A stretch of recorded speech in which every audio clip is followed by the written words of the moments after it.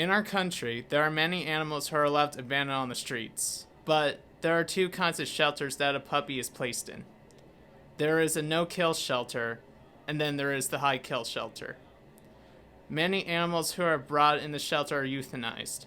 Because people don't spay and neuter. And in the southern states, it comes down to education, I think, and they don't feel like they need to spay and neuter their dogs. They become pregnant. There's puppies running around everywhere, and there's not enough room in the shelters, and they have to put them to sleep. It's not a money issue, it's a mentality. It's the mentality. I think there's awareness. I just think that people down in the South tend to look at their animals as property, and they just really don't care enough about it. These animals who are brought in these shelters do not get a chance at finding a forever home. Unfortunately, these high-kill shelters are the only option for some animals. These shelters strike controversy in communities. Even though the high-kill shelter has helped trying to reduce the amount of animals who roam on the streets of towns or cities, the way the animals are put to death is very saddening to hear. That is why rescue teams are formed to help bring animals to better homes and live a better life. I am the director of Puppies and More Rescue in Marlton, New Jersey. I basically I'm a receiving rescue for death row puppies and dogs, pregnant dogs, nursing mommies. We work with Animal Aid, Karen Talbot, and she transports once a month puppies and dogs to us that would die in Georgia. We bring the puppies in, we place them into foster homes until we find loving forever homes. My daughter and I were just interested in helping, and so we looked to see a local local rescue for dogs, and we found that when we Googled. We took in a litter of 4 this time, and so we have Riley and Rena and Rue and Roxy. So we had 4 females. More recent ones have been rescued from Georgia. Georgia has an awful lot of high-kill shelters, and so the more recent pups have been coming in from Georgia. Usually when we get them, they come off of transport, and the puppies, so they've been traveling for a good while, and so they're usually just so relieved to get here.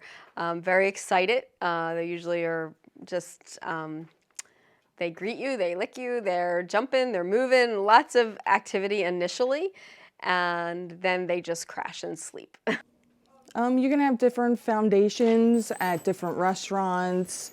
You can hold a sale somewhere. We have different fundraisers at different restaurants in the area for people to come, and they donate a certain percentage to the rescue. My rescue, Puppies and More, we basically are able to fund our medical, our food for the animals, our vaccines through adoption, donations, and fees. Well, the puppies that come to us usually have less than 12 hours to live. And when they get up to the Northeast, where we're educated, we're aware, it's very lucky for an animal down south to be here because we find so many loving homes. The puppy is rescued either abandoned or dropped off at a shelter or found in a field, and then it comes into a rescue in Georgia, and then our rescue brings them to New Jersey. Once they're here, they come into a foster home. We foster them, and then we put them up for adoption.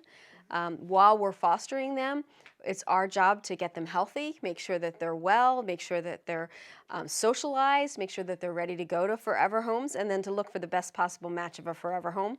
Once we find that, we actually do meet and greets. So we ask the family to come and meet the puppy or the dog.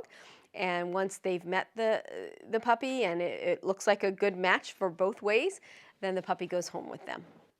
When we get a puppy into rescue in our home, in a foster home, our job is, number 1, to make sure they're healthy. Number 2 is to socialize them, if at all possible, with our dogs, with our family, with our kids. If not, sometimes it's out and about. We also are just trying to see how they interact, see what their personalities are like, and just get them on a schedule, start to begin the training process, and then get them ready to go. We recently had a mommy dog that had 14 puppies, and she was going to be put to sleep in the shelter by Heartstick, which is not humane. And we were able to find a foster willing to take 15 dogs into her home, the mommy and 14 puppies.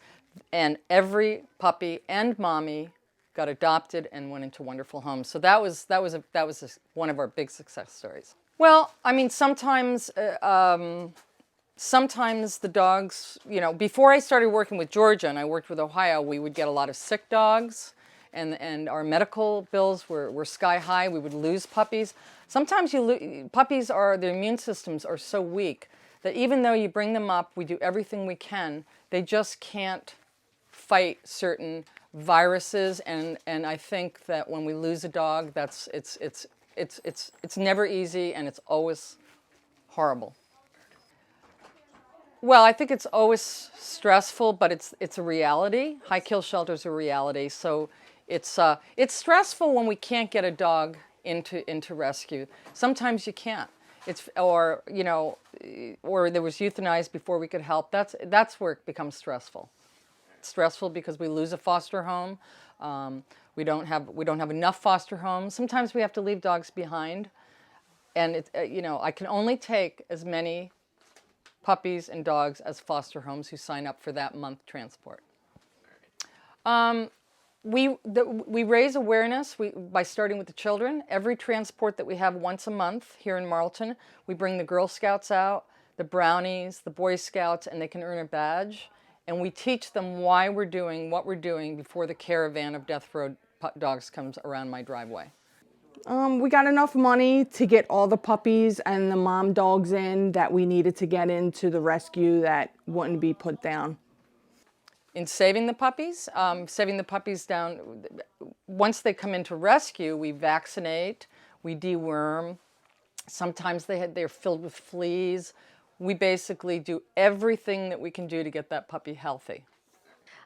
This past litter, Roxy especially, when Roxy first came, you picked her up and she scratched and she bit, and she was very not used to being handled physically, and it took a while. And Roxy went to her forever home yesterday, and when she left, she was able to be held without any difficulty. She was licking instead of biting. She was definitely much calmer, much more used to being interacted with, and she was healthy. Her stool looked good, and everything else about her was good.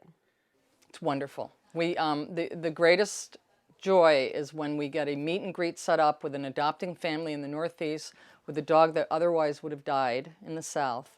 And sometimes it's bittersweet because the fosters love their dogs. They've had them for a couple weeks, but it's wonderful when they get to go to their forever home.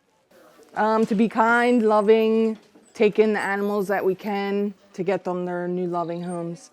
It's a wonderful experience.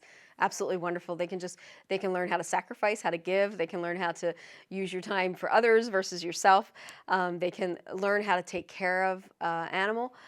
They can learn how to work with people, and just have a great experience overall. See a puppy go from being afraid and alone and not having a future to having a forever home. And I think the best part about the whole thing is when you see a family walk in your door and meet the dog and have it all click, and then watch the dog go out the door with them.